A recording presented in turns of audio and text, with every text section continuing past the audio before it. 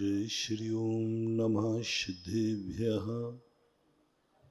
जय श्री ओम नमः सिद्धेभ्यः। जय श्री ओम नमः सिद्धेभ्यः। सर्वमंगलमांगल्यं सर्वकल्याणकारकं प्रधानं सर्वधर्माणां जैनं जयतु शासनम्। जैनं जयतु शासनम्। जैनं जयतु शासनम्।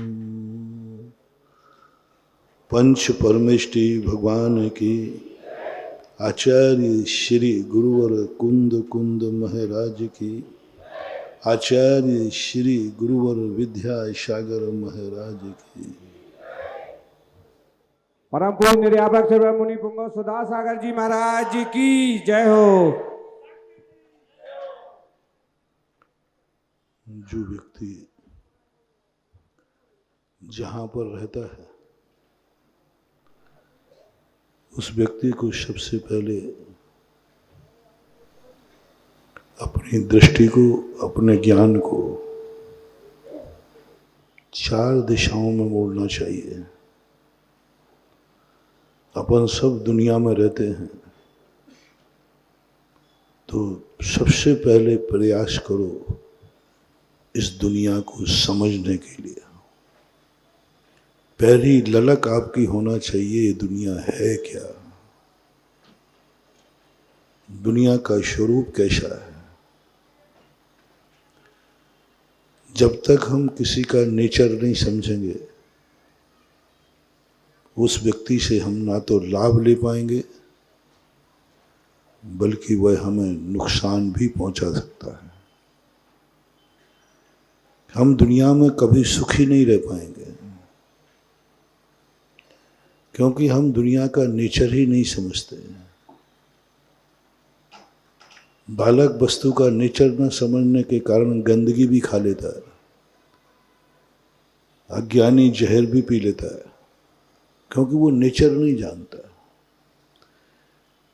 इसलिए सभी धर्म शास्त्रों में साधु संतों ने अपने भक्तों से कहा, इस दुनिया को समझो। ये दुनिया तुम्हें कभी, सबसे पहले दुनिया का एक स्वरूप है, एक परिणति है। ये दुनिया तुम्हें कभी एक समान नहीं रहने देगी, एक स्थान पर नहीं रुकने देगी। परिवर्तनशील का नाम है संसार। जो रो रहे हैं वे घबराए नहीं, हंसी का दिन भी आएगा। जो हंस रहे हैं वे अहंकार नहीं करें, एक दिन उनका भी रोने का दिन आएगा। अच्छे अच्छे लोग हंसने वाले रोते पाए गए और रोने वाले हंसते पाए गए। एक संसार का नेचर है। आज तक किसी को स्थिर नहीं रहने दिया। जो जन्मा है मरेगा। सब तरफ का जितने भी परिवर्तन है, शास्त्रों में तो ऐसा परिवर्तन है कि संसार का ऐसा कोई उत्कृष्ट पद नहीं है जो अपन सब ने प्राप्त न किया हो। संसार का ऐसा निकृष्ट कार्य नहीं है जो अपन सब ने न किया हो। संसार सबको मौका देता है, अच्छे और बुरे का। अच्छे का भी देता है, बुरे का भी देता है। और हमें इस संसार को समझना है। जब ये नेचर समझ में आ जाए कि संसार तो परिवर्तनशील है, जब जब तुम्हें ऐसा लगे सब कुछ मिट रहा है, मैं भी मिट रहा हूं, जिंदगी खत्म हो रही है, एक दिन जिंदगी समाप्त हो जाएगी। सूर्य उगा है, डूब जाएगा, प्रकाश आया है, अंधेरा आएगा। जब कभी कोई तुम्हें सुख की लहर आए तो अहंकार ज्यादा नहीं करना, उस सुख के पीछे दुख छुपा हुआ है। ये संसार का स्वरूप आप एक बालक से सीख लेना। आपने कभी कभी देखा होगा कि कोई बालक को हंसाता है तो उसकी माँ उसे रोकती है, बेटे को मत हंसाओ। दुनिया कहती है कैसी माँ है, मैं बेटे को रुला थोड़ी रहा हूं, मैं तो हंसा रहा हूं। लेकिन माँ रोकती है, अच्छी माँ रोकती है, मेरे बेटे को मत हंसाओ। बेटे को भी बुरा लगता है कि ये हंसाने वाला मुझे हंसा रहा है, ये माँ क्यों रोक रही है।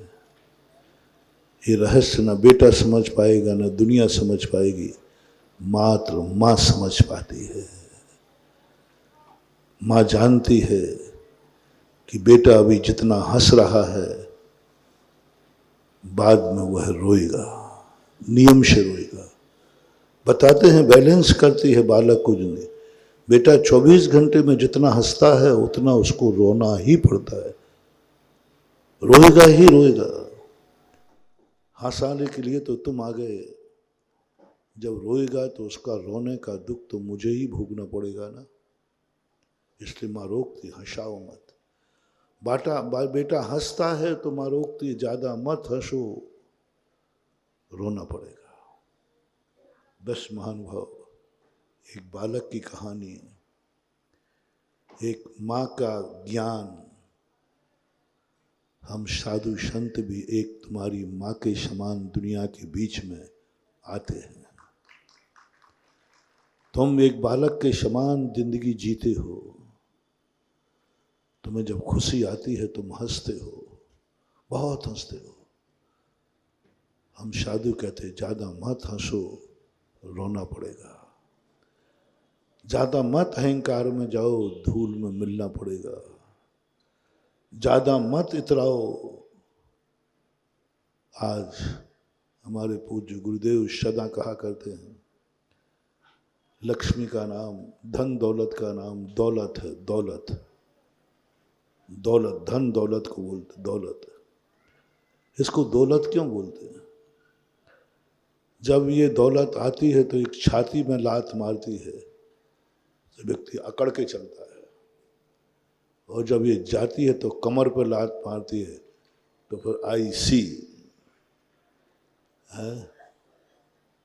जिस दिन दिवाली होती है उस दिन फूले नहीं समाते, और दिवालिया हो जाए तो पता नहीं चलता किस गली से।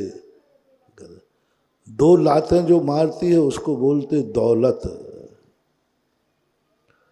बस गुरु महाराज यही कहते हैं, दौलत की 2 लातें मत खाना। दौलत 2 लातें मारेगी, एक सीने में मारेगी, जब आएगी तुम अकड़ के चलोगे, अहंकार में जाओगे। लेकिन ये निश्चित मानना, जिसने सीने में लात मारी है एक दिन वो कमर में भी लात मारेगी, क्योंकि वो आई है।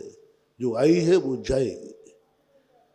साधु गुरु अपने फॉलोवर को, भक्त को सावधान करते हैं, दौलत की लात मत खाना। दौलत आए सीना तान के मत चलना, दौलत आए अकड़ के मत चलना, दौलत आए तो किसी जीवों को मत कुचलना, दौलत आए तो इतने अंधे मत हो जाना कि पैर के नीचे किसी की जिंदगी कुचल जाए तुम्हें पता ही नहीं चले। गुरु तुम्हें सचेत करते हैं, धर्म का काम कुछ लेना देना नहीं है, हम तुम्हें कुछ लेंगे देंगे नहीं। मात गुरु को मैंने कहा था ना, गुरु एक मील का पत्थर है, आल्सो साइन बोर्ड। मात हम दिशा निर्देश देंगे कि देखो यहाँ जाओगे तो ये पाओगे, यहाँ जाओगे तो। मील का पत्थर चलाता नहीं है, मील का पत्थर सड़क नहीं है जिस पर तुम चल जाओ, मील का पत्थर गाड़ी नहीं है जिसमें तुम बैठ जाओ, मील का पत्थर ड्राइवर नहीं है जो तुम्हारी गाड़ी चला दे। इसी प्रकार भगवान और गुरु सड़क नहीं है जिसके ऊपर बैठकर तुम चले जाओ। गुरु और भगवान कोई गाड़ी नहीं है जिसमें बैठ के चले जाओ। गुरु भगवान तुम्हारी जिंदगी के ड्राइवर नहीं हैं जो तुम्हारी जिंदगी को चला दें। Guru Maharaj also sign board, बस माइल्स स्टोन, ये कहेंगे कि देखो ये दिशा है। गुरु और कुछ नहीं, तुम्हें सावधान करते हैं। धन दौलत तो आएगी, आना चाहिए, आती है, भक्ति से आती है, भगवान के भक्तों पे आती है, गुरुओं के भक्तों पर खूब धन दौलत आती है, बहुत धन दौलत आएगी, उससे कोई बात। बस तुम्हारे कैसे मैं समझ जाऊंगा, तुम्हारे धन दौलत भगवान की कृपा से आई, गुरु की कृपा से आई, अच्छे कर्मों से आई। हम देखेंगे धन दौलत पाने के बाद कहीं तुम पापी तो नहीं हो रहे हो। धन दौलत बनने के बाद तुम्हारा मन पापी तो नहीं हो रहा है। डिसेक्शन करें, सभी लोग अपनी जिंदगी में समझें। जब जब तुम्हारे पास वैभव बढ़ा, तुम्हारा मन कैसा हुआ, मन कैसा हुआ। कल भी कहा था, जब तुम्हारे पास 1 लाख रुपया बचा, मैं सदा कहता हूं 1 लाख रुपए को हाथ में रखना, सब खर्चे काटने के बाद 1 लाख रुपया बचा है, इस 1 लाख रुपए को देख करके तुम्हारा मन क्या कह रहा है। 1 लाख रुपया तुम्हारा मन इस 1 लाख के कारण अपावन होगा कि पवित्र होगा। 1 लाख से तुम गंदे होगे या पवित्र होगे, या 1 लाख तुम्हारे लिए अहंकार की तरफ ले जाएगा या विनय की तरफ ले जाएगा। बस वो है तुम्हारी जिंदगी। ना धन बुरा है, ना धन भरा है। धन पाने के बाद तुम क्या करोगे, तुम क्या करोगे। बहुत सारे लोग आते हैं मेरे से, बहुत, महाराज जी यदि आप हमें आशीर्वाद दीजिए, मैं इंटरव्यू देने जा रहा हूँ, मैं पास हो जाऊँ। महाराज मैं व्यापार करने जा रहा हूँ, मैं व्यापार अच्छा चल जाए। सब लोग मानते हैं। हर व्यक्ति चाहता है कि महाराज जी हमारे यहाँ, महिलाएं चाहती हैं कि हमारे घर में हर कार्य के लिए नौकर रहे, हमें कुछ भी नहीं करना पड़े। हर महिला सेठानी, रानी बनना चाहती है, कोई बुरा भाव नहीं है। हर व्यक्ति सेठ बनना चाहता है, राजा बनना चाहता है, कोई बुरा भाव नहीं है। और तुम्हारा मन करता है कि हमारे यहाँ हर कार्य के लिए नौकर हो, सब कार्य के लिए होता है, और आपके मन में परिणाम आता है। मैं इसको बुरा नहीं कहूँगा। बस एक प्रश्न का जवाब पूछूंगा, तुम्हें सब कुछ मिल जाएगा, तुम्हें कुछ भी नहीं करना पड़ेगा। मैं ऐसा रास्ता बताऊंगा कि तुम्हारे घर में हर कार्य के लिए नौकर होगा। इनसे मत बोलो, ये तो बेचारे कुछ नहीं करते।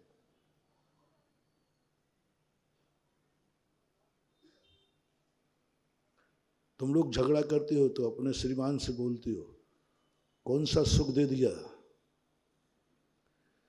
कौन सा नौकर लगा दिया, कौन सा भोजन बनाने वाली लगा दी, कौन सा झाड़ू लगाने वाला बना दिया, कौन सा क्या कहता है। ये आप लोगों में थोड़ा नोक झोंक होती है कि नहीं, थोड़ा शेयर करो। इसका अर्थ है कि सब लोग इस टोहने से परिचित हैं, और मुझे आप लोगों ने परिचय कराया। कई बार लोग दुखी मन से आते, बोले महाराज जी मेरी पत्नी मुझे टॉर्चर करती है, अब हमारी हैसियत ही नहीं है, और हमेशा कहती है कौन सा नौकर लगा दिया। महाराज मेरी हैसियत ही नहीं है, मेरी कमाई इतनी सी है, मेरा धंधा इतना सा है, मेरा वेतन इतना है, लेकिन हमेशा टॉर्चर करते हैं। मैं महिलाओं से कहना चाहूँगा, इनको आज के बाद टॉर्चर करना छोड़ दो। ये नहीं कर पाएंगे, ये नहीं कर पाएंगे, इनकी कुव्वत नहीं है, इनमें इतनी शक्ति नहीं है। तुम जिंदगी निकाल देना, क्यों दुखी करते हो अपने व्यक्ति को। ये सुविधा जो तुम अपने श्रीमान से उल्हाना देती हो, वो मैं तुम्हें दिला दूंगा। सब चीज के लिए नौकर होगा आपके पास भी,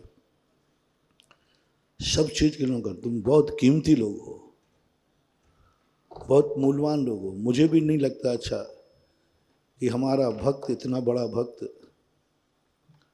और छोटे छोटे कार्य करता फिर, अपने घर के झाड़ू लगाता फिर, मुझे भी नहीं लगता कि हमारी भक्तन ये कीमती हैं बहुत। रोटी बनाते फिरें, झाड़ू बनाते फिरें, कपड़े धोते फिरें, ये काम तुम लोगों का नहीं। तुम तो बड़े पुण्यात्मा जीव हो। तुम्हारी माँ ने तो जन्मते ही कहा था राजा बेटा रानी बिटिया, वो शब्द याद है?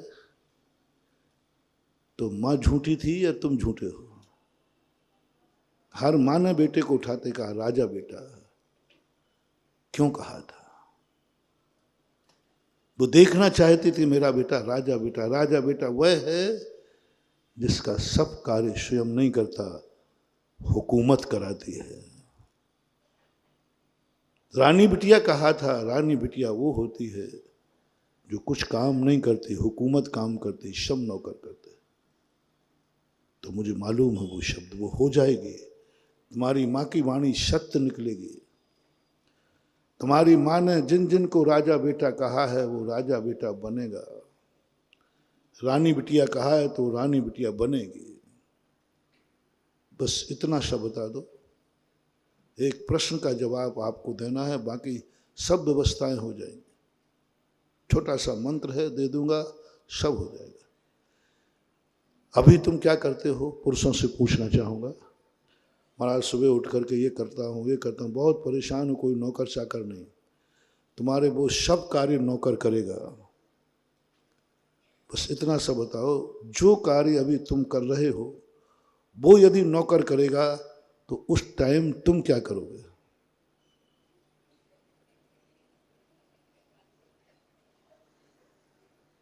बस इतना सा जवाब चाहिए गुरु को। सारे कार्य तुम्हारे नौकर करेगा जो तुम आज कर रहे हो, तुम क्या करोगे उस समय? कोई जवाब क्यों नहीं दे रहे? क्योंकि तुम इतना गंदा काम करोगे, कहीं घूमने जाओगे, कहीं हिल स्टेशन जाओगे, कहीं मस्ती करोगे, कहीं पिक्चर देखोगे, क्या क्या करोगे मुझे पता नहीं है।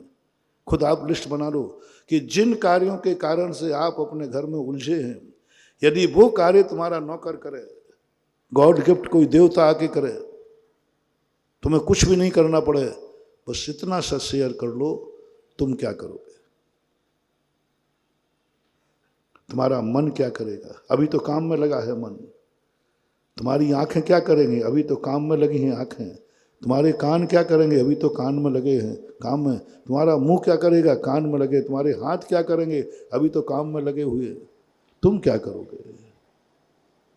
इसके बाद तुम्हारा मन क्या करेगा? तुम्हारी आंखें क्या करेंगी? तुम्हारे कान क्या करेंगे? तुम्हारे हाथ क्या करेंगे? तुम्हारे पैर कहाँ जाएंगे? एक प्रश्न का जवाब मैं तुम्हें सारी जिंदगी के सुखों का रास्ता खोल रहा हूं। देवियों, आपके घर में हर कार्य के लिए नौकर हो सकता है। आप इनको उल्हाना मत देना। ये बेचारे कुछ नहीं कर पाएंगे, कर्म के मारे हैं। वो बेचारा कर्म है, गरीब है, उसका वेतन ही इतना, उसकी जिंदगी में वो खुद नौकर है, तुम्हें क्या नौकर देगा? वो खुद किसी दूसरे के घर में नौकर है, तुम उसको उल्हाना दे रहे हो कि तुम मुझे कौन सा नौकर लगा दिया? अरे स्वयं नौकर हो, वो क्या नौकर लगाएगा? खाक। नौकर वो लगा सकता है जो बादशाह हो, जो स्वयं राजा हो। वो है तुम्हारा महाराजा, तुम्हारा धर्म। बस एक जवाब दो, उस समय जब तुम्हारे सारे कार्य, रोटी भी नौकर बनाएगा, झाड़ू नौकर लगाएगा, कपड़े नौकर, तुम्हें कुछ नहीं करना, तुम क्या करोगी उस समय? वो टाइम जो बचेगा वो कहाँ, क्या करोगे? ये नोट करना। कुछ गलत करोगे, कुछ गलत सोचोगे, कुछ गलत देखोगे, कुछ गलत स्थान पे जाने का भाव आएगा, कहीं घूमने का भाव है, टाइम फ्री है, घर में हमें कोई काम नहीं करना पड़ता। महानुभाव, मैंने देखा है जिन जिन के घरों में नौकर होते हैं, जो कार्य गरीब लोग अपने हाथ से कर रहे हैं, अमीर के यहाँ वो नौकर कर रहे हैं, उस समय अमीर और अमीरन ना जाने क्या क्या गंदे कार्य कर रहे हैं। बाजार में घूम रहे हैं, होटलों में घूम रहे हैं, मौज मस्ती कर रहे हैं, शराब की बोतलें खोल रहे हैं, जुआ खेल, पता नहीं कितने गंदे कार्य करते हैं। आपका फैसला इस मीटिंग से चाहूँगा, यदि आप गरीब बने रहे या बनी रही तो कम से कम रोटी बनाने का पाप करना पड़ेगा, कपड़े धोने का पाप करना पड़ेगा, कष्ट उठाना पड़ेगा आपको भी। और यदि नौकर लगे तो आप कितने बड़े पाप करोगे। मैं आपका गुरु हूँ, आपको पापी बनाऊं या कहूँ तुम्हारे मन को कहीं उलझा के रखूं। अमीर बनोगे पापी बनोगे। जितने अमीर हैं उनका समय देखो, जो काम नौकर करते हैं उस समय वो सेठ क्या करता है। अभी 4 बजे सो के उठ जाते हो, सब कार्य नौकर करेगा, 10 बजे उठोगे। तुम्हें भारतीय से कुंभकर्ण, लंका का रवती बना दिया। धर्म कहता है, नीति कहती है, वह सुख अपने भक्त को मत देना जो सुख उसको पापी बना दे। वह धन भक्त को मत देना जो धन उसको पापी बना दे। वह मत हंसाना उसको इतना कि कल वो जो हंसी है उसको रुला दे। बस इसी के लिए धर्म आता है। बहुत लोगों की शिकायत होती है, पर आज धर्मात्मा गरीब क्यों होते हैं? जो पापी होते हैं, जो मंदिर भी नहीं आते, भगवान का नाम भी नहीं लेते, गुरुओं को मानते भी नहीं है, उनको धर्म से कोई लेना देना नहीं, उनकी पवारा होती है। हमेशा धन दौलत उनके पास बहुत होता है। मैंने कहा ये नई बात नहीं है, ये चौथे काल में थी। रावण के पास धन था ज्यादा कि श्री राम के पास? धर्मात्मा रावण था कि श्री राम थे? आपको क्या बनना है? बस एक उल्हायना दे देते हो। धर्मात्मा जो सच्चे लोग हैं, अच्छे लोग हैं, वो सदा दुखी रहते हैं, सदा परेशान रहते हैं, उनको दुनिया परेशान करती है। ये शिकायतें हैं तुम लोगों की। कई बार हमारे सामने शाम को जिज्ञासा में करते, महाराज जी ऐसा क्यों? आप लोग तो कहते हो धर्मात्मा के बहुत सब कुछ होता है, धर्मात्मा सुखी होता है, धर्मात्मा, लेकिन मैंने तो देखा धर्मात्मा सबसे ज़्यादा दुखी होता है, परेशान होता है, दुनिया उसको परेशान करती है। और जो पापी होते हैं, गुंडे होते हैं, जो अनेक, उनको कोई नहीं परेशान करता और उनके पास धन दौलत भी बहुत होती। मैंने कहा यह तो चौथे काल में भी था। रावण गुंडा था, रावण के पास धन दौलत थी, रावण के पास शक्ति थी, सोने की लंका थी, विद्याएं थी, देवता उसके साथ थे। और हमारे श्री राम के पास भूमि गोचरी थे, विद्याएं नहीं थी, धन दौलत नहीं था, वनवास में थे, हर व्यक्ति परेशान कर रहा है। माई ने परेशान कर दिया, जाओ निकल जाओ, वनवास चले जाओ। रावण को निकाल के देखते तो जानते। कल्पना करो, रावण की माँ कैकसी यदि रावण को वनवास देती तो क्या होता है? माँ जिंदा ही नहीं रहती, जिससे मुंह से आवाज नहीं निकलती उसके पहले वो मार देते। वनवास जाने वाला नहीं था, स्वीकार नहीं करता। भाई ने परामर्श दिया, लात मार के निकाल दिया। विभीषण लंका छोड़ के ऐसे ही नहीं आया था। एक भाई की लात खाने पर लंका नहीं छोड़ी थी। विभीषण बहुत ज्ञानी आदमी था, विभीषण बहुत सहिष्णु था, बहुत नीतिज्ञ था। भाई ने एक लात मार दी, बड़ा भाई है, लात मार दी तो मार दी, क्या फर्क पड़ता है उससे? विभीषण के मन में लात खाने का कोई गम नहीं आया, बड़ा भाई है, पिता के समान होता है। मार दी लात, मार दी, सभा में मार दी। विभीषण को किंचित मात्र भी विकल्प नहीं आया। उसने तो पिता समान भाई ने लात मारी है, कोई बात नहीं, भाई है, कोई मन में नहीं आया कि मैं लंका छोड़ दूं। जब वो माँ के पास, बेटा तो विभीषण माँ के पास, माँ भैया को मैंने इतनी अच्छी सलाह दी, उन्होंने मुझे लात मार दी, क्या कहीं चेत गई। बेटा लात मारी विभीषण रावण ने, भाग जा, रावण का क्रोध खत्म नहीं हुआ है। रावण जिस पर क्रोध करता है उसको मिटा करके ही छोड़ता है। भाग, जल्दी भाग, इसी समय भाग। रावण की दूसरी प्लानिंग है, तुझे लात मारी, तू सभा से उठ के आ गया, या तो सभा में बैठा रहता, लात खाने के बाद भी बैठा रहता।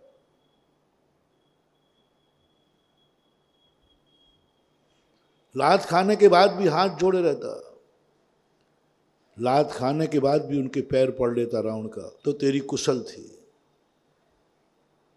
जो अराजक तत्व होते हैं उनसे दूर नहीं भागा जाता।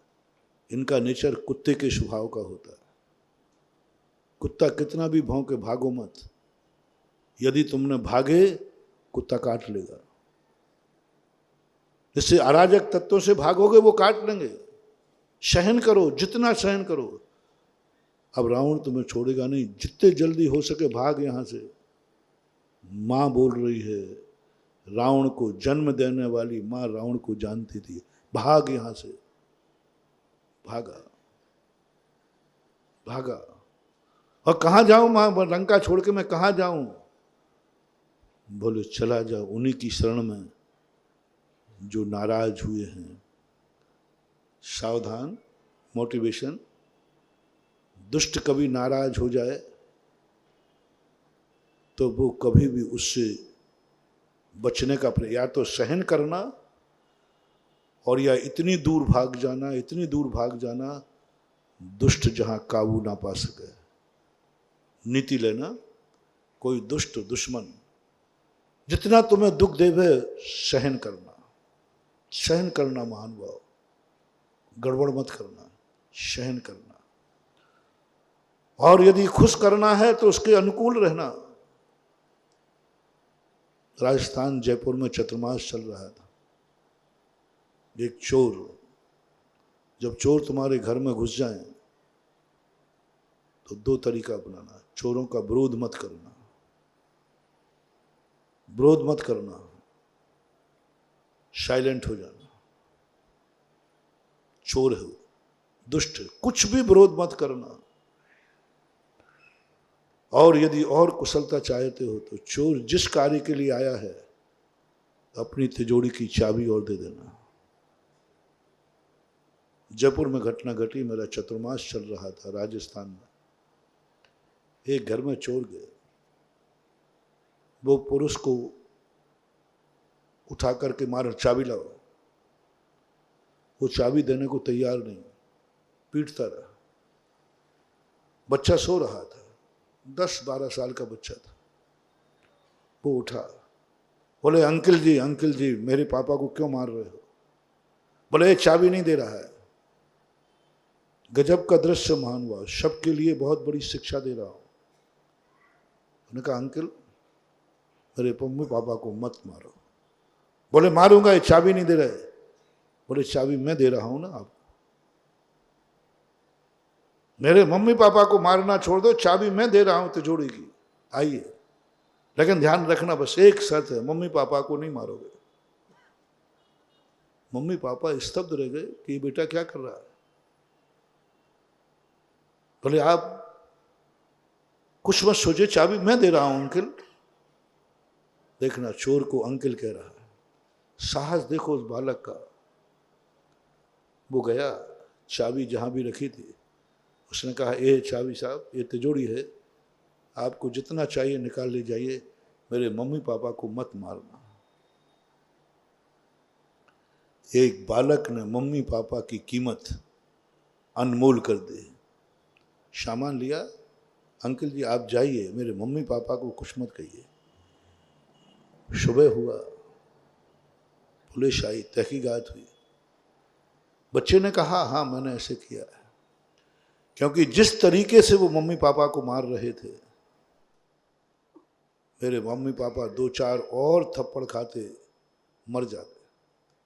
जिस ढंग से उन्होंने गला पकड़ रखा था, थोड़ा और दबाते मर जाते। धन दौलत चला गया फिर से आ जाएगा, लेकिन मम्मी पापा चले जाते हम फिर से नहीं आते। क्या सोचा उसने, क्या कहा, बेटा तुमने ऐसा क्यों किया? बोले साहब मुझे एक ही बात आई, खुला पेपर में आया, वो बच्चा मेरे पास आया, बोला धन दौलत चला जाएगा तो अनाथ तो नहीं होंगे ना, ये पैसा धन दौलत मम्मी पापा ने जोड़ा है, फिर जोड़ लेंगे, लेकिन मम्मी पापा चले जाते तो मैं तो अनाथ हो जाता, मेरी उम्र क्या है? और मम्मी पापा जिंदा हैं तो जन्नत जिंदा है, और मम्मी पापा नहीं है तो धन दौलत का हम क्या करेंगे? मैं पूछता हूं हर पिता से, सोचो कभी ऐसा हो तो, आपका बेटा ऐसा करे तो आप क्या मानेंगे? मैं आज वही शिक्षा दे रहा हूं जो उसके उपवास थे। 15 अगस्त पर उसे पुरस्कार दिया गया और सारे जगत ने प्रशंसा की, और मैं तो कम से कम 50 बार उसकी इस नीति को दाद देता रहा, बहुत अच्छा किया। वो तो ले जाता, कोई छोड़ नहीं सकता, मार देते, मर्डर कर देते। मूर्ख हैं जो चोरों के हाथ से मरते हैं, मूर्ख है जो चोरों की मार खाते हैं, मूर्ख हैं जो चोरों के हाथ से मौत के घाट उतरते हैं। इतने गए बीते नहीं हो रहे, तुम बहुत पुण्यात्मा हो। तुम्हारी मौत चोर के हाथ से, तुम्हारी मौत दुष्ट के हाथ से, तुम्हारी मौत पापी के हाथ से, तुम्हारी मौत किसी गुंडे के हाथ से नहीं महानुभाव, नहीं। सज्जन व्यक्ति मरेगा तो धर्म के लिए मरेगा, धर्म के कारण मरेगा, धर्मात्मा के हाथ से मरेगा, पापी के लिए नहीं, पापी के लिए नहीं। और पापी जिसके लिए मारता है उसको तुरंत फेंक दीजिए, ये पकड़िए ले जाइए। बनारसी दास ने किया, बचाइए। तो मैं कह रहा हूं कि जब दुष्टों के साथ तुम्हारा फेरा पड़े, दुष्टों का सहयोग कीजिए।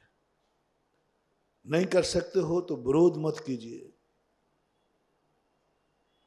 विरोध मत कीजिए, नहीं तो दुष्ट है बर्बाद कर देगा। वो ताला तो खोल लेगा, वो तैयारी से आया, तोड़ लेगा। गलीमत है वो आपसे चाबी मांग रहा है, दे दो, जाने दो धन को। उस बेटे के लिए आज वो बेटा जिंदा है, और आज जितना धन दौलत उसके पास था उससे कई गुना आज उसके पास है। आज वो भी कमाने लगा। 96 की घटना है। आज बहुत बड़ा धन आदमी है, बहुत बड़ा आदमी। मम्मी पापा आज भी उसके जिंदा हैं, और वो मम्मी पापा जब भी आते हैं रो पड़ते हैं, मैं तो मर गया था, मैं आज जिंदा हूं, बेटे की बदौलत हूं। मैं तो मर गया था, मैं तो चाबी देने वाला नहीं था, उसमें चाबी देता नहीं। ये चोर इतने खूंखार थे, वो कह ही दिया था उन्होंने, उड़ा दो इसको गोली से, कर दो इसका मर्डर, उनको क्या फर्क पड़ता है, 1 सेकंड लगना है। मैं आज जिंदा हूं, जिंदगी जी रहा हूं, बेटे की बदौलत जी रहा हूं। धन भी झोंकाते हो है, जिंदगी भी झोंकते हो। तो दुष्ट लोगों के संबंध में ये तुम्हें नीति दे दी, और यदि दुष्ट से तुम्हें भागने का मौका मिल सके तो इतने दूर भाग जाओ, इतने दूर भाग जाओ कि दुष्ट वहां पहुंच ना पाए। माता कैकसी विभीषण से कहती, बेटा भाग भाग, वहां भाग जो तेरे भाई का दुश्मन है। दुष्ट की शरण में जाओगे वो तुम्हारा विनाश कर देगा। दुष्ट को यदि तुम समझोगे कि तुम्हारे साथ अच्छा करेगा रावण, नहीं, जाओ वो दीनानाथ है, वे सबके बड़े कृपालु हैं। वे शरणागत को कभी नाश नहीं करेंगे। विभीषण कहता, माता आप किसके पास भेज रही हो? जिसके साथ हमारा भाई का बैर है वो मुझे देखते ही मार डालेंगे, उनके सैनिक मार डालेंगे कि लंकापति का भाई रावण का विभीषण भाई में यहाँ आया है, मार डालेंगे। कैकई कैसी है? तुम नहीं जानते हो आर्य पुत्रों को, तुम नहीं जानते हो दशरथ पुत्रों को, तुम नहीं जानते हो भारतीय संस्कृति को। भारतीय संस्कृति का सच्चा सज्जन व्यक्ति दुश्मन भी क्यों ना हो शरणागत को कभी मारते नहीं हैं। आपको मालूम, सन 1947 में जो इस पृथ्वी को लात मार के गए थे, थूक कर गए थे, गाली दे के गए थे, सन 1962 में जब उनके ऊपर संकट आया और जब भारत की शरण में आए तो भारत के बच्चों ने स्कूल में अपने चॉकलेट और बिस्किट के पैसे दे करके एक टिकट मिलता था शरणागत का। हाँ, एक शरणागत का एक टिकट मिलता था। सन 1962 की बात कर रहा हूँ, 10 पैसे का। बोले ये 10 पैसे किसके लिए हैं?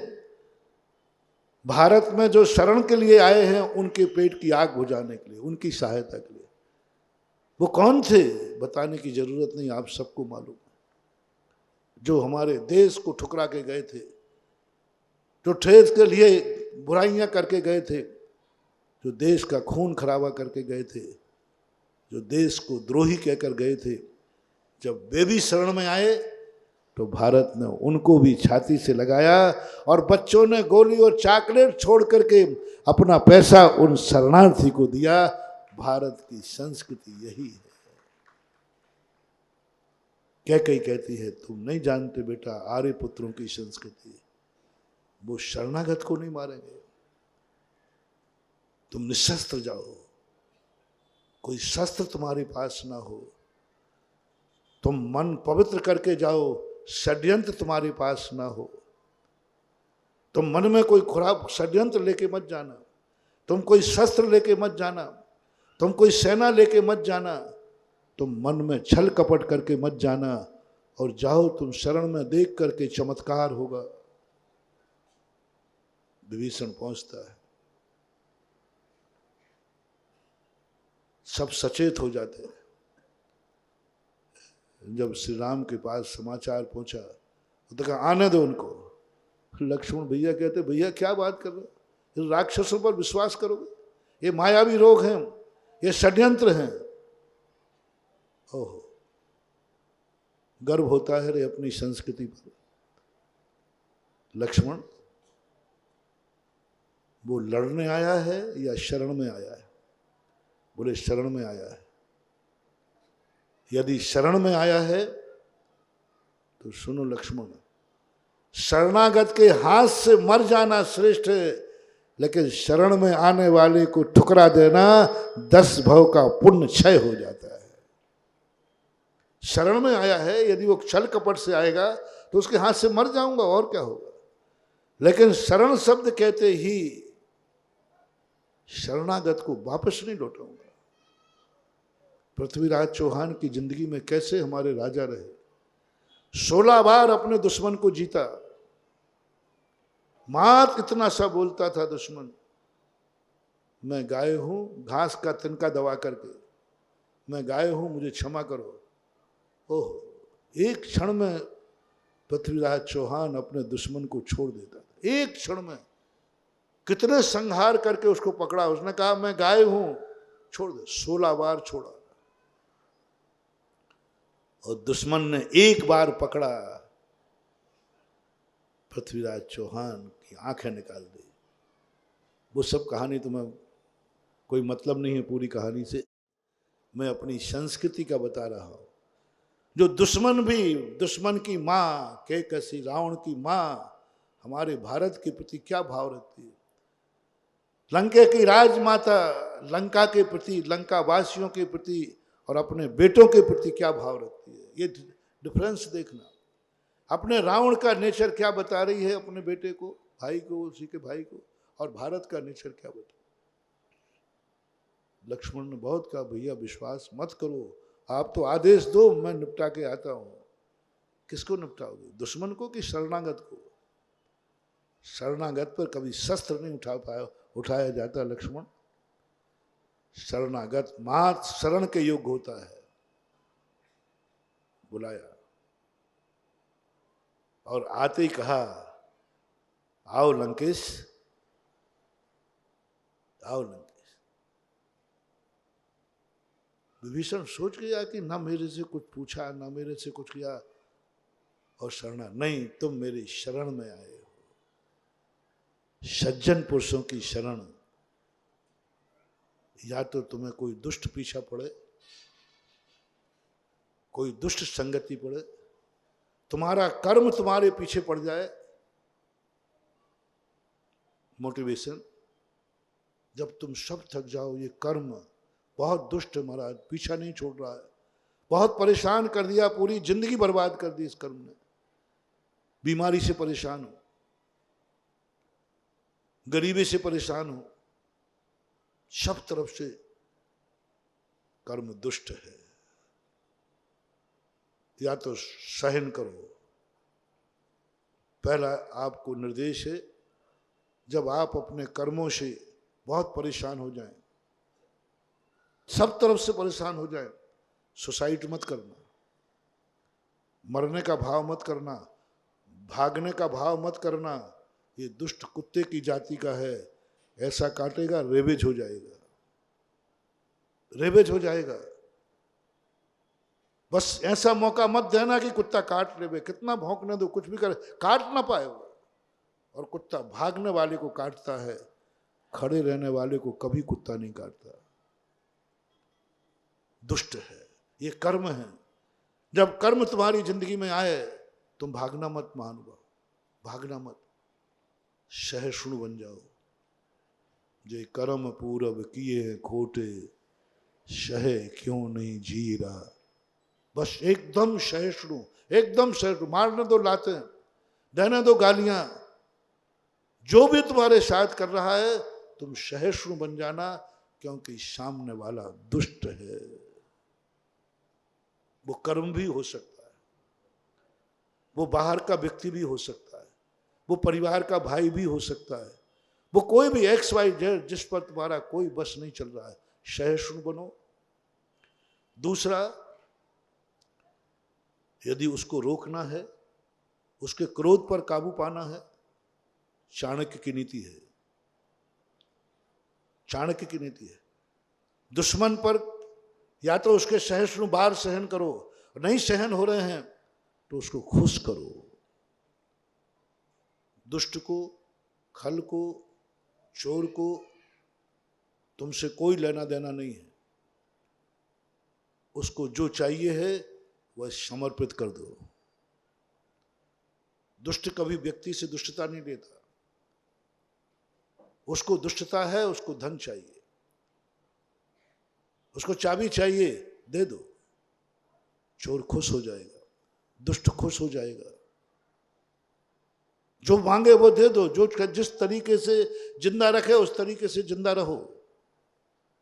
वो गरीबी में जिंदा रखता है, गरीबी में रहो। वो बीमार जिंदा रखता है, बीमार रहो। तुम्हारी हर चीज में तुम परेशान हो रहे हो, सोना छूते हो माटी हो जाता है, स्वीकार करो। जिस तरीके से दुष्ट रखे, जिस तरीके से वो चाहे, उस तरीके से आपको अपनी जिंदगी जीना है। ये दो मोटिवेशन बहुत बड़े दे रहा हूं महानुभाव। पहला, सहिष्णु, कुछ नहीं कहना, अत्याचार सहन करो।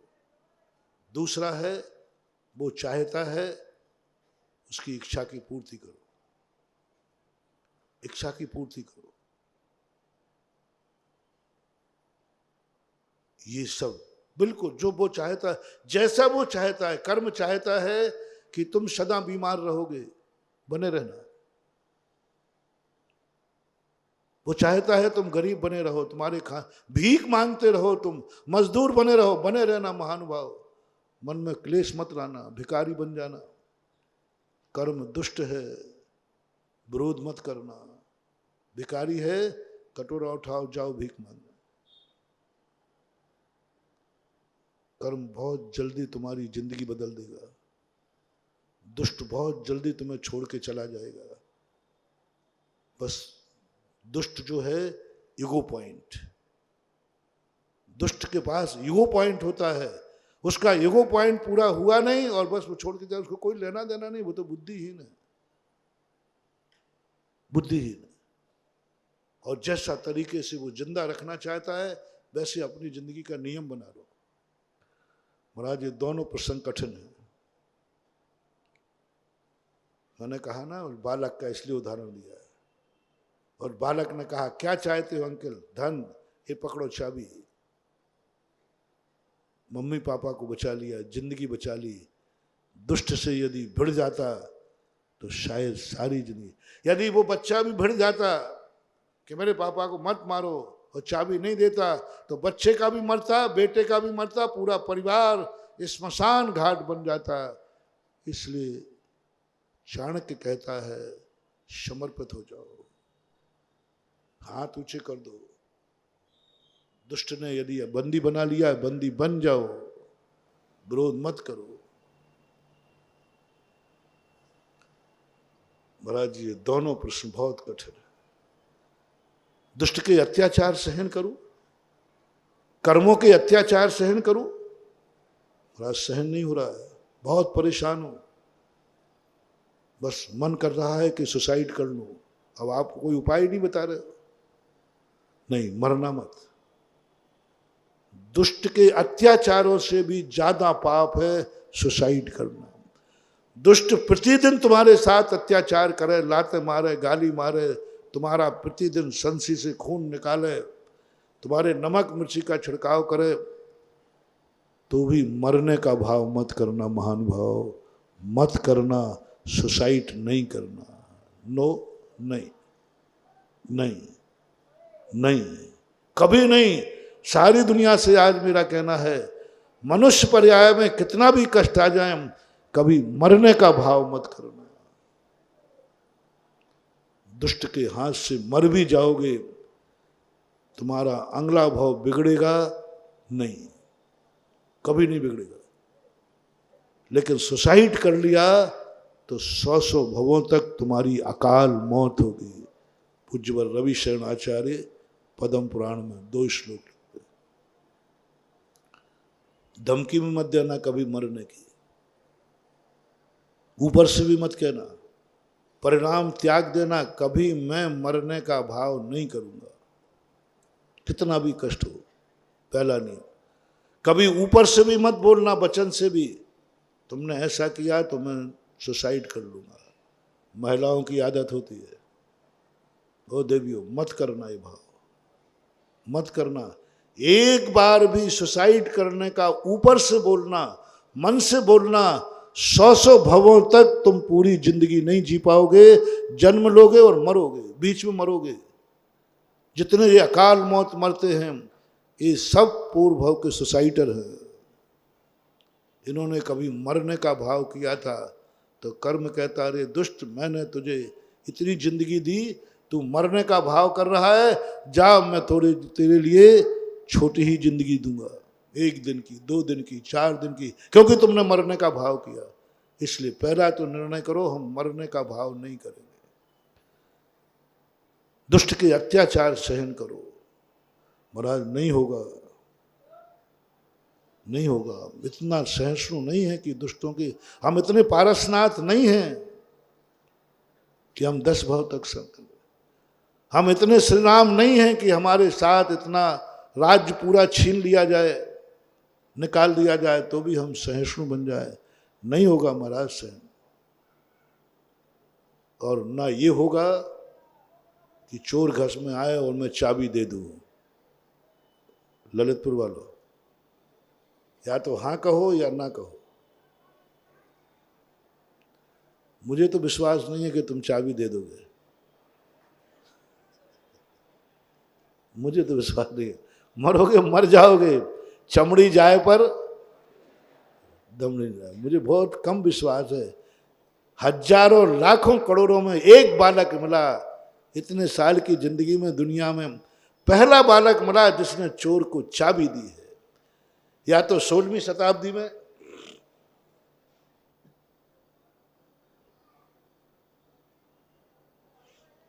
सोलहवीं शताब्दी में आगरा में पंडित बनारसी दास हुए थे जिन्होंने चोर का साथ दिया था। 400 साल के बाद 1996 में जयपुर में वो बालक हुआ जिसने चोर का साथ दिया। 1 मिनट सोचना है, ऐसा मौका आवे तो मान जाओ मेरी बात, दे दो चाबी, दे दो दे दो दे दो।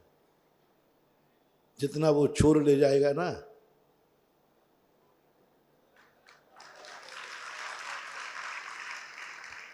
इस 10 लाख क्षण पर में ही कमा दूंगा। जितना वो चोर ले जाएगा ना, वो एक दिन के भक्तांबर पढ़ने में आ जाएगा। चोर धन ले जा सकता है, किस्मत नहीं ले जा सकता। किस्मत नहीं ले जा सकता, लेकिन प्राण चले गए तो धन तो जाएगा, साथ में किस्मत भी जाएगी। फिर भी एक तीसरा रास्ता है जो माता कैकेयी, यहीं से प्रसंग हुआ था। माता कैकसी ने विभीषण को दिया। विभीषण ने यही कहा, माँ पूरी राजसभा में लात मार दी, मैं वहीं बैठा रहता। पूरे राजसभा में हंसी उड़ाई, मैं वहीं बैठा रहता। माँ मेरे से सहन नहीं हुआ। और अब जाकर चला जा, पैर पड़ ले रावण के भैया के। माँ कैसे पैर पड़ लूं? लात मारी है लात। तो माँ कहती अब तेरा विनाश निश्चित है इस रात में, तो इस दुनिया में नहीं रहेगा। ये 2 के अलावा तीसरा कोई रास्ता है? बोले है। एक ऐसी धर्मात्मा की शरण में चला जा जिसका कोई दुष्ट भी विनाश न कर सके, जो अजर हो, अमर हो, अविनाशी हो, या उनकी शरण में चले जाओ। धर्म और धर्मात्मा की शरण में चले जाओ।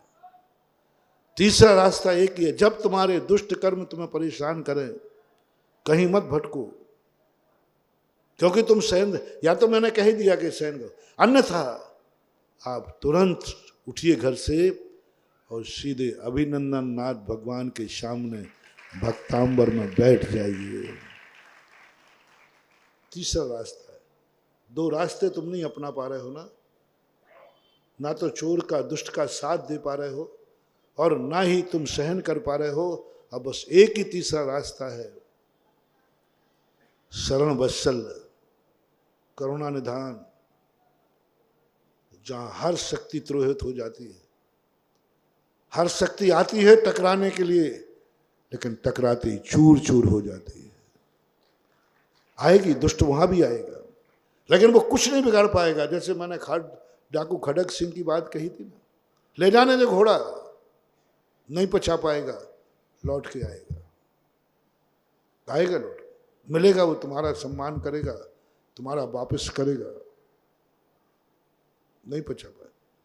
बनारसी दास के लिए जब वापस हुआ तो उसकी चोर की माँ ने कहा, जब उसने पूरी कहानी सुनाई, चोर ने कहा, बेटा मैं भली चोर की माँ हूँ, तू चोर है, लेकिन तूने उसके यहाँ चोरी की जिसने तुझे अपनी पोटली उठवा दी। भस्म हो जाएगा, बर्बाद हो जाएगा, जाए इसको वापस करके आ। डाकू खड़ग सिंह की आत्मा ने कहा, किसका घोड़ा चुराया है? उसका घोड़ा जिसने अपने घोड़े की चिंता नहीं की, सारे जगत के अपाहिजों की चिंता की। यही कहा था बाबा भारती ने कि खड़ग सिंह तुम ये मत बोलना मैंने अपाहिज बन के घोड़ा छुड़ाया, क्योंकि दुनिया का विश्वास अपाहिजों पर, उस व्यक्ति को घोड़े की चिंता नहीं, दुनिया की चिंता नहीं, उसका घोड़ा छुड़ाया। एक रात भी नहीं रख पाया। उसी रात में घोड़ा बांध करके वापस करके चला गया, क्योंकि वो शक्ति ही ऐसी आएगी, वहां भी आएगी, लेकिन तुम मात एक ही धर्म, बस एक ही। मैं प्रभु मरूंगा तो तेरी शरण में मरूंगा। महाराज जी वहाँ भी यदि दुष्ट आ गया और मार दिया तो अब कोई खतरा नहीं है। मैंने पहले दिन क्या कहा था, दुष्ट के हाथ से मत मरना, दुष्टों के सामने मत मरना। अब यदि वो मार भी देगा तो चिंता मत करना, अब तेरा मरण होगा भी तो श्री भगवान के सामने होगा। अब कोई चिंता नहीं, अब कोई चिंता नहीं, कोई चिंता की बात नहीं है। अब मरूंगा तो धर्मराज ने यही कहा था जब जंगल में हनुमान मिले थे, जब श्री कृष्ण निहत्थे उनके साथ हुए थे। बोले हम दोनों से तुम करोगे क्या? मैं किसी के पक्ष में लड़ूंगा ही नहीं, तुम मरोगे मरोगे, मैं देखता रहूंगा, मैं नहीं लड़ूंगा, मैं तो ध्वजा में बैठूंगा। कृष्ण जी ने यही कहा कि हमें क्या ले जाके करो, मैं शस्त्र नहीं उठाऊंगा, तुम मर रहे होगे, मुझे शस्त्र आपसे नहीं उठवाना है। मैं हारूंगा लेकिन आपकी आंखों के सामने, मैं मरूंगा आपके सामने, आप देख रहे होंगे मैं मर रहा हूँगा, बस इतना सा हिम्मत तुम पुण्य कर लेना, दौड़ के भाग के आ जाओ। जब तुम सारे कर्मों से जूझ चुके हो, सारे कर्म तुम्हें परेशान कर चुके। जब मैंने बिहार किया था 2012 में, तब अंतिम यही संदेश देके गया था, तुम्हारे जीवन में जब संकट आए कुछ नहीं करना तुम्हें, तुम सीधे उठ करके असीम कालीन भक्तांबर पाठ में आके बैठ जाओ, बस कुछ नहीं। मत भटको यहाँ वहां, मत टकराओ इनसे, मत टेंशन में करो, ये दुष्ट हैं, ये नहीं मानने वाले। नीम कभी मीठी नहीं होगी, दुष्ट के सामने रोना व्यर्थ है, दुष्ट के सामने दुख दिखाना व्यर्थ है। वो नहीं क्योंकि वो दुष्ट है। इन कर्मों की आड़ में कर्म जब उदय में आए, रो मत, कुछ नहीं होने वाला बंधु। मैंने जान लिया ये कर्म बहुत दुष्ट हैं।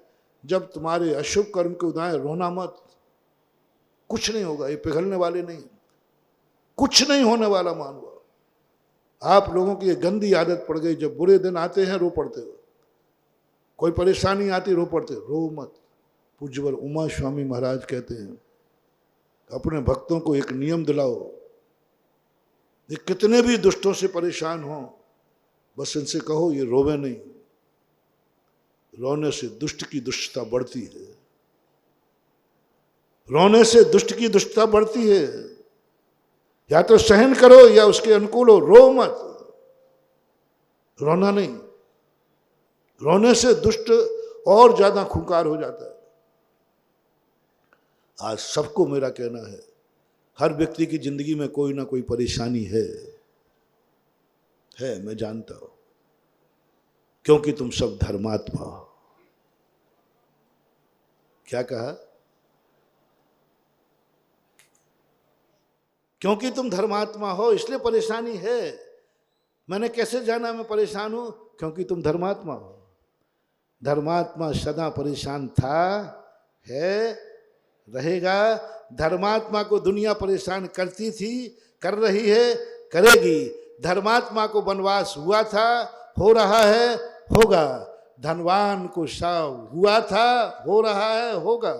धर्मात्मा वनवास में भटकता था, भटकेगा, भटकता रहेगा। ये धर्मात्मा की निशानी है, क्योंकि आप धर्मात्मा हैं, क्योंकि आप धर्मात्मा हैं। आपने पिक्चर देखी? मैं भाई बहुत सरल उदाहरण देता हूं, क्योंकि तुम्हें शास्त्रों की बातें समझ पता। महाराज जी कैसे थे वो, श्री राम कैसी थी, आत्माएं सब सहन करती रही, माँ ने राज छीन लिया। मैं होता तो माँ को भी बता देता, यूं चले गए। उन्होंने कहा कि वनवास चले जाओ, चले गए यूं, कोई तमाशा मचा रखा है क्या? माँ ने इतना ही कहा, बोल ही नहीं पाए वो तो बेचारे। समझ गया माँ, जा रहा हूं, समझ गया पिताजी, जा रहा हूं। इशारे में इतना बड़ा राज छोड़ दिया, राजगद्दी छोड़ दी। अयोध्या का राज, कैलाश पर्वत से लेकर के समुद्र के किनारे तक बड़ा राज्य। अयोध्या का राजा बहुत बड़ा राजपथ वाला था मारो, इतना बड़ा राज्य वो भी तैयारी पूरी एक इतनी सी बात में छोड़ दी, इतनी सी बात, मात मन लिया,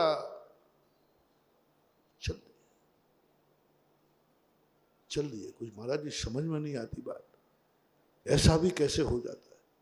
कुछ नहीं, थोड़े 2 मिनट लगे और छोड़ के चले गए। और कितना दुख उठाया, फिर भी एक बार कैकई को नहीं कोसा, एक बार भी उन्होंने नहीं कोसा, कैकई ने मेरे साथ अच्छा नहीं किया, चले गए, चले गए। ऐसा होता रहा है। मैं एक सरल उदाहरण देता हूं, क्योंकि शास्त्रों की बातें तुम्हें कठिन लगती है। आप लोग पिक्चर देखते हैं, पिक्चर में, पूरी पिक्चर में ठाठ किसके रहते हैं और परेशान कौन रहता है? ये दुनिया एक पिक्चर है, तुम हीरो है या खलनायक? पूरी पिक्चरों में देखना, पूरी पिक्चर में खलनायक का ठाठ होता है, ठाठ ही ठाठ होता है सारी। और जिस पिक्चर में जितनी ज्यादा हीरो की दुर्दशा होती है, वो पिक्चर सबसे ज्यादा, यानी तुम देखना क्या पसंद करते हो? यदि पिक्चर हिट करना है तो हीरो की दुर्दशा कराओ, जितनी दुर्दशा कराओ, जितना करा सको। कई बार तो मरने मरने तक समझ गया ये तो, और फिर थोड़ा जिंदा कर देते, और फिर उसकी धुलाई करते, यानी पानी पिला पिला करके। और खलनायक जश्न मनाता है, वह पिक्चर दुनिया में हिट होती है, दुनिया उसको पसंद करती है, और अंत में मात्र 5 मिनट में सारा पलटा पलटता है। यानी खलनायक के सुख के दिन, कितने घंटे की पिक्चर होती है? 3 घंटे। 3 घंटे में 2 घंटे 55 मिनट खलनायक का सुख दिखाते हैं, और 5 मिनट जैसे ही हीरो के सुख के दिन आए,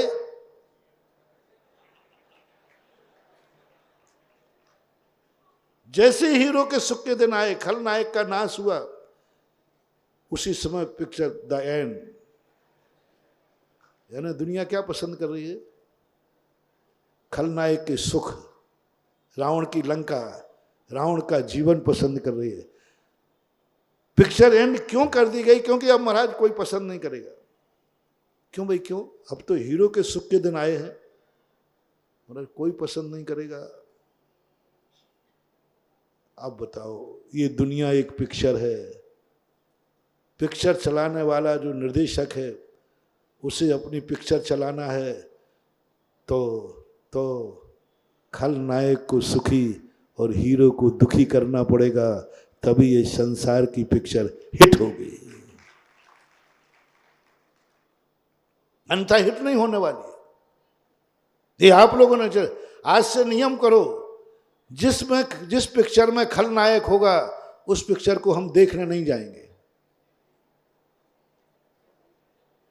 मैं इस दुनिया में सुधार कराऊंगा, पहले आप में तो सुधार दूं,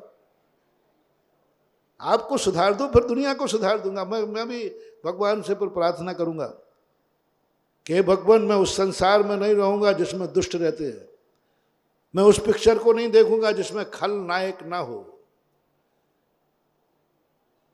मैं उस पिक्चर को देखूंगा जिसमें हीरो मात्र हो, और हीरो के ठाठ हो, हीरो का सुख हो, और हीरो ही हीरो हो, बस कोई हो ही नहीं दूर के अलावा।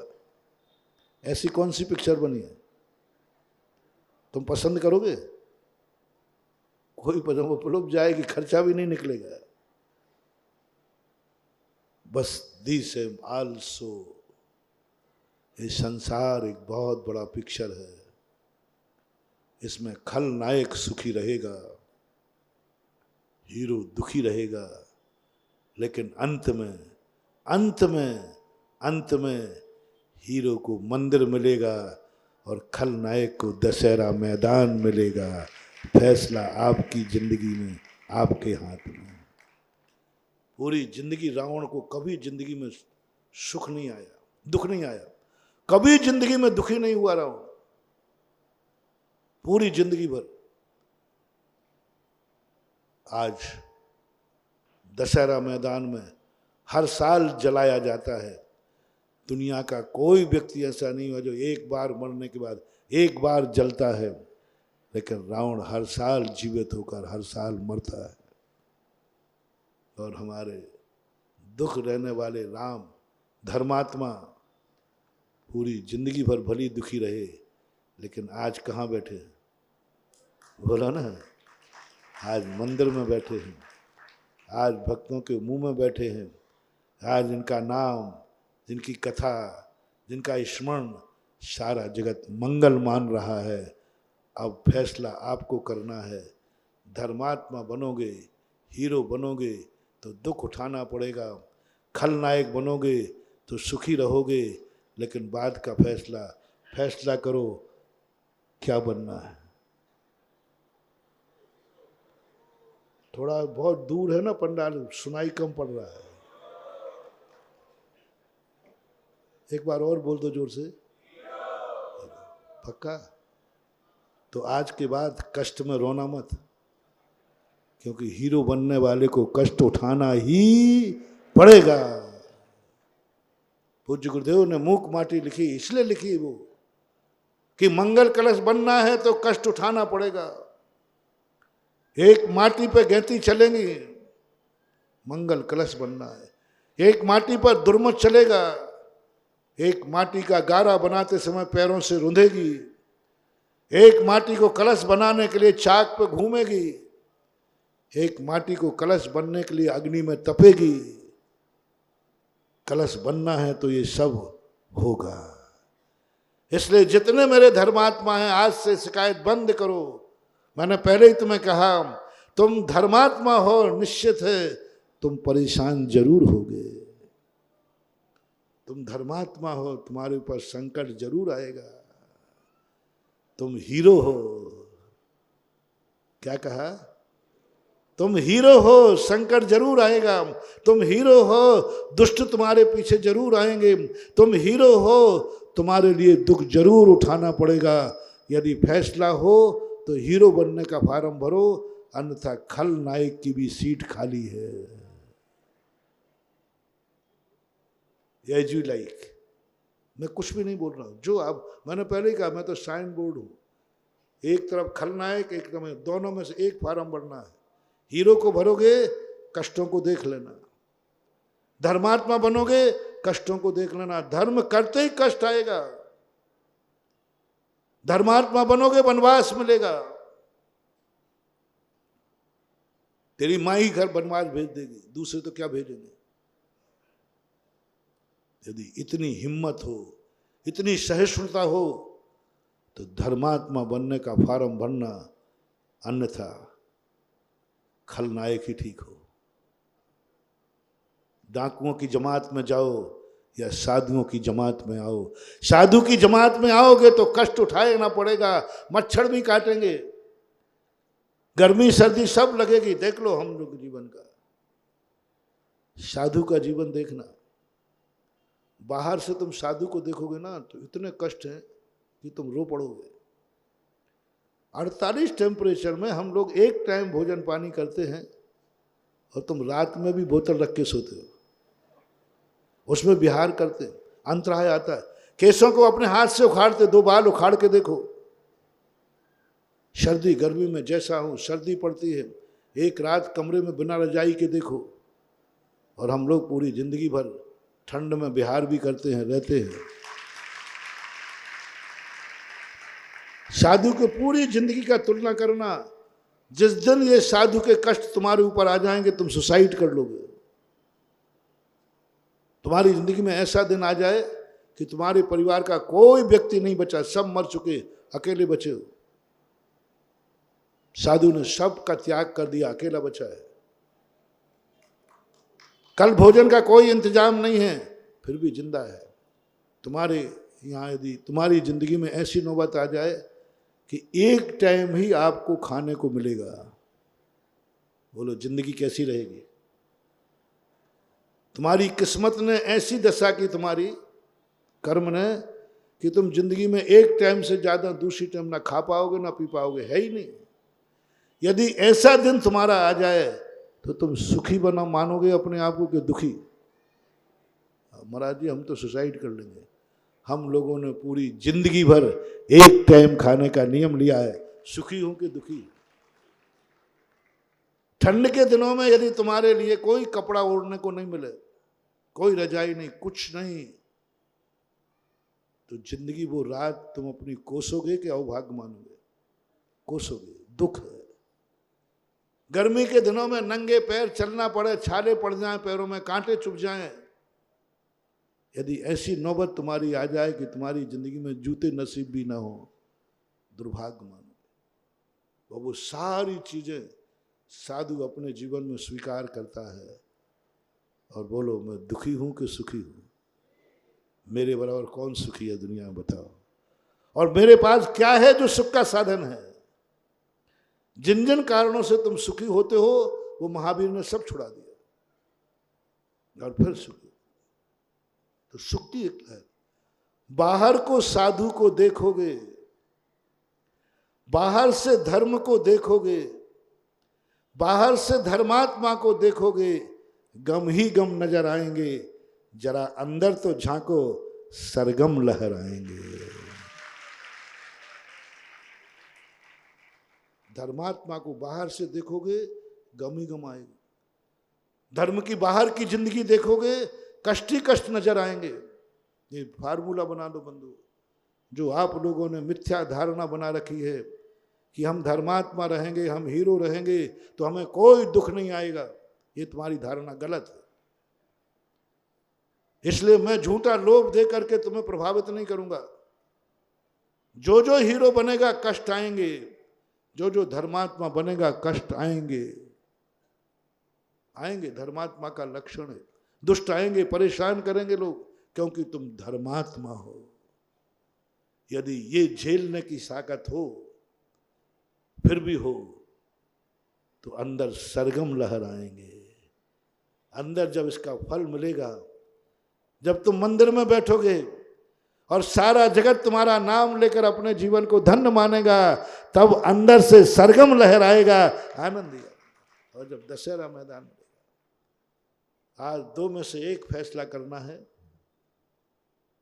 सुखमय जीवन चाहिए है तो खलनायक बनो, रावण बनो। और दुखमय जीवन की यदि तुम्हें कोई फिक्र नहीं है, आने दो दुख। मैं धर्म के साथ में दुख भी सहन कर लूंगा। मैं धर्मात्मा बनकर के दुख भी सहन कर लूंगा। अधर्मी बनकर के मुझे स्वर्ग का सुख नहीं चाहिए, मुझे धर्मी बनकर के नरक का दुख भी है तो मंजूर है। उज्जवल पद्मनंदी महाराज 10वीं शताब्दी में लिखते हैं कि मेरे पास प्रभु सम्यक दर्शन रहे, मेरे पास धर्म रहे, मेरे पास नीति रहे, मैं कभी अन्यायी नहीं बनूं, चाहे मुझे नरकों का दुख उठाना पड़े। प्रभु तू मेरे साथ रहे, मैं हारने को तैयार हूं। धर्मराज ने यही कहा, तुम मेरे सामने रहो, मैं हारने को तैयार हूं, मरने को तैयार हूं, लेकिन हारूंगा तेरे सामने, मरूंगा तेरे सामने, दुख उठाऊंगा तेरे सामने। तुम भी एक नियम ले लो, मैं मरूंगा तो धर्म के सामने, मैं मरूंगा तो भगवान के सामने, मरूंगा तो धर्म भगवान तेरा नाम लेते लेते मरूंगा। बस इच्छा नहीं है और कोई नहीं है। इसलिए जब भी तुम्हारे पास दुष्ट पीछे पड़े, कर्म तुम्हारे पीछे पड़े, तुम दौड़ो मंदिर में, जितने जल्दी हो सके अभिनंदन नाथ भगवान के पास आ जाना। वहां भी दुष्ट मारे तो अब चिंता मत न करना, मरे हो तो भगवान के दरबार में मरे हो, जाओ, हो गया बेड़ा, हो गया। इतनी सी बात मैं तुमसे कह रहा हूं। मैं तुम्हारे संकट का निवारण कर दूंगा, सो बात नहीं। संकट जब आए तो बस उस दीनानाथ के चरणों में दौड़ पड़ना।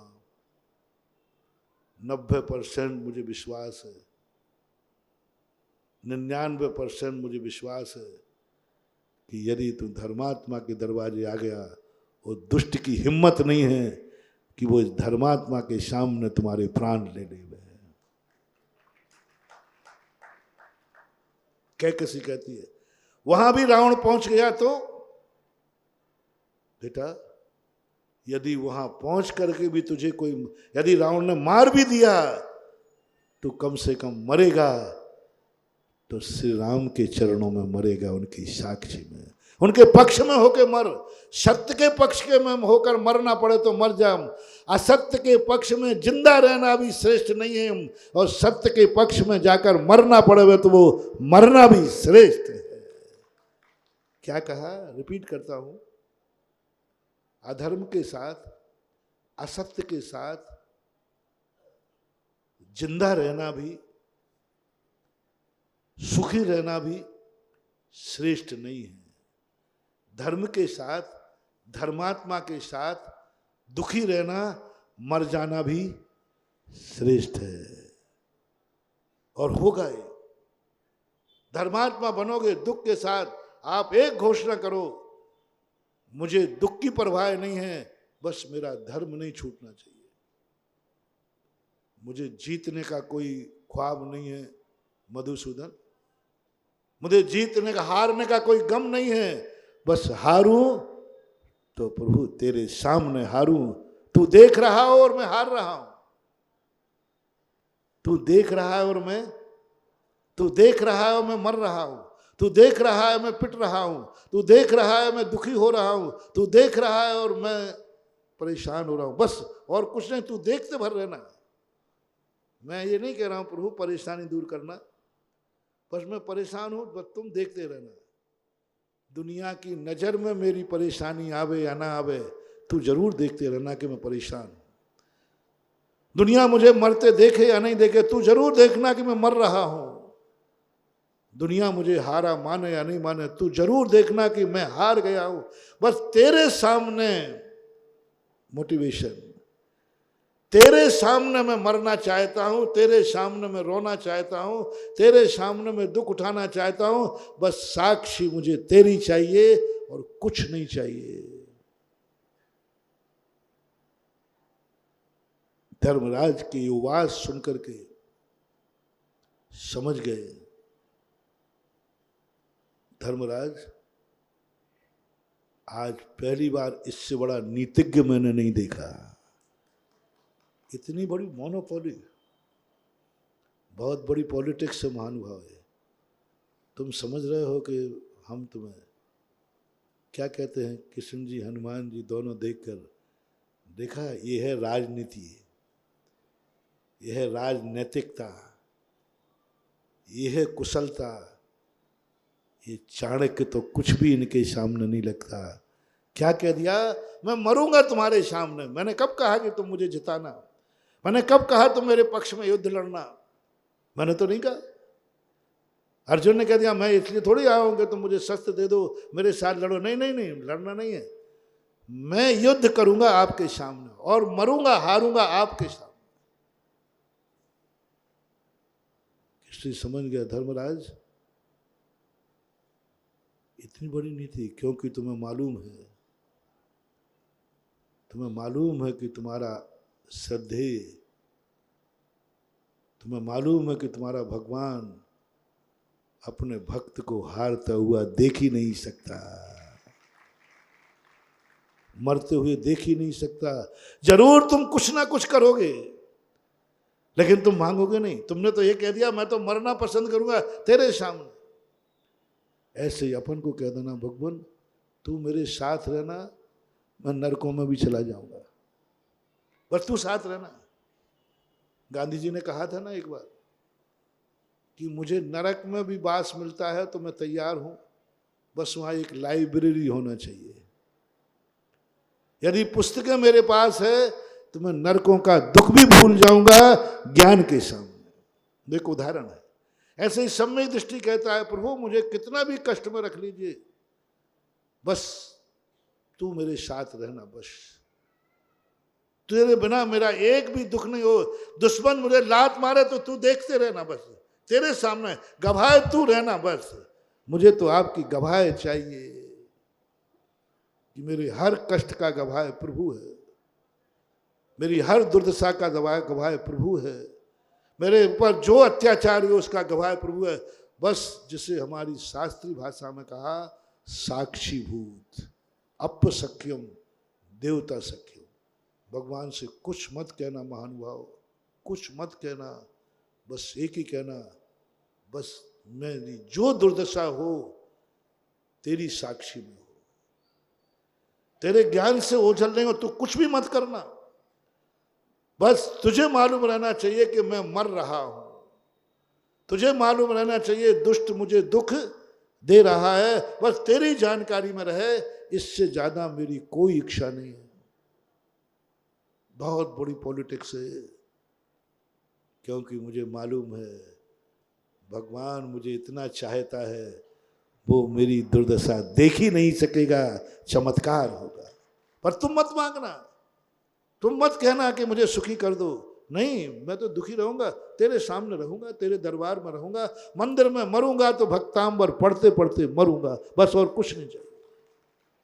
पूज्यपाद स्वामी भगवान ने कहा क्या मांगना चाहते? मांग लो सुख, मांग लो अमरता, कि मुझे कोई नहीं मारे। उन्होंने कुछ नहीं मांगा, उन्होंने कहा बस क्या गजब की बात है, चाहते तो मांगते भगवान ऐसा आशीर्वाद दो कोई मुझे नहीं मार पाया, ऐसा आशीर्वाद दोगे। उन्होंने क्या मांगा?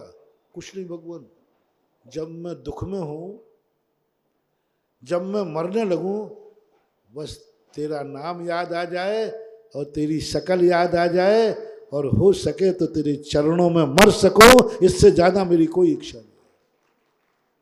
जमन में तो मतलब क्या मांग लिया, मरने का स्थान, दुनिया भगवान के चरणों में आती है बचाओ, और ज्ञानी कहता है मरूंगा तो भगवान के चरणों में मरूंगा, वहां जाकर के अपना जीवन का अंत करूंगा, दुखी होऊंगा तो भगवान के चरणों में होऊंगा, दुश्मन मारेगा भी तो भगवान साक्षी होगा। और निर्णय करो बंधु, बहुत बड़ी पॉलिटिक्स है, जिस अपराध का साक्षी भगवान गवाए हो वो बच जाएगा। दुश्मन ने कहाँ मारा है, इसलिए मैंने कहा दुष्ट के हाथ से नहीं मरना, दुष्टों के बीच में मत मरना, कर्मों की मार खा के मत मरना, दौड़ो भगवान के पास, अब मर जाने दो। जहां भगवान गवाए है समझ लेना उस दुष्ट को सजा मिलेगी, क्योंकि उसने जो अपराध किया है उसका गवाह तेरा भगवान है। दुष्ट को सजा देने का सबसे अच्छा पॉलिटिक्स पूर्ण मोनोपोली, बहुत बड़ी मोनोपोली, भगवान को साक्षी बनाओ हर कष्ट का। इसलिए उलाहना आज से, अब क्या करना है, क्या करना है, हीरो बनना है या खलना है? फैसला फिर एक बार दे रहा हूं, हीरो बनना है या खलना है? तो दुख आएगा, जो अब क्यों नहीं बोल रहा जोर से, बोलो, दुख आएगा, बहुत बड़ा दुख आएगा, मर भी सकते हो। तो आज के बाद इस शिकायत मत करना कि धर्मात्माओं पर दुख आता है, अधर्मी सुखी होते हैं, धर्मात्मा गरीब रहता है, अमीर धनवान होता है। अपने भगवान पर विश्वास नहीं है, अपने धर्म पर विश्वास नहीं, उसने गरीब क्यों रखा तुम्हें, क्यों रखा गरीब तुम्हें? बहुत बड़ी पॉलिसी है महानुभाव।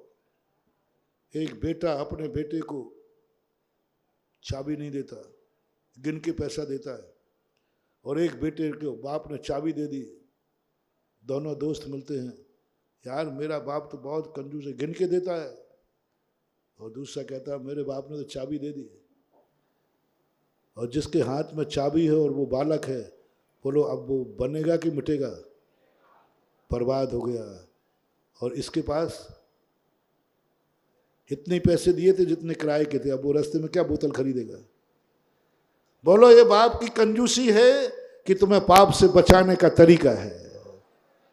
बस यही हमारा जगत पिता, यही हमारी ये सारी प्रकृति माँ अपने भक्त को उतना ही पे देती है जिससे उसका गुजारा चल जाए। जब उसके पास रहेगा ही नहीं तो पाप क्या खाक करेगा।